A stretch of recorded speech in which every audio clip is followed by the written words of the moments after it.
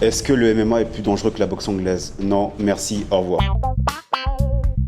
Plus sérieusement, c'est vrai qu'il y a énormément de coups possibles en MMA, que ce soit les coups de poing, les coups de pied, les coups de coude, les coups de genoux, les étranglements, les clés. Il y a énormément de possibilités pour faire mal à son adversaire. Il y a aussi le fait qu'en MMA, quand un combattant est mis au sol, il peut directement être attaqué. On a déjà vu les coups du marteau de Francis Ngannou sur la tête de certains adversaires, après les avoir mis KO déjà préalablement. Donc honnêtement, faire ça, ce petit coup de marteau à la fin là, c'est criminel, moi je vous le dis. Et en MMA, la combinaison entre les coups de poing, les coups de pied, les coups de coude, etc., tout le sang qu'il y a, les différentes soumissions qu'on peut avoir, ça donne une impression d'extrême violence à ce sport. Mais, la boxe anglaise est aussi un sport très violent. La plupart des coups sont dirigés vers la tête, ce qui augmente énormément le risque de commotion cérébrale. Il y a également le fait qu'en boxe anglaise, un combattant qui est mis à terre peut reprendre le combat après que l'arbitre l'ait compté.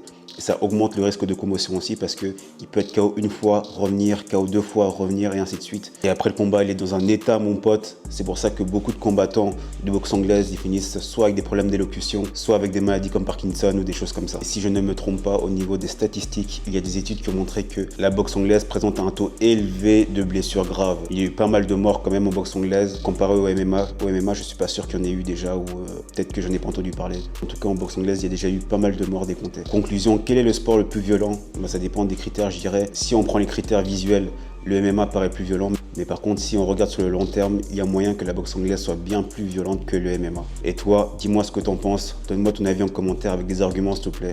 Et on verra qui de la boxe ou du MMA est le plus violent.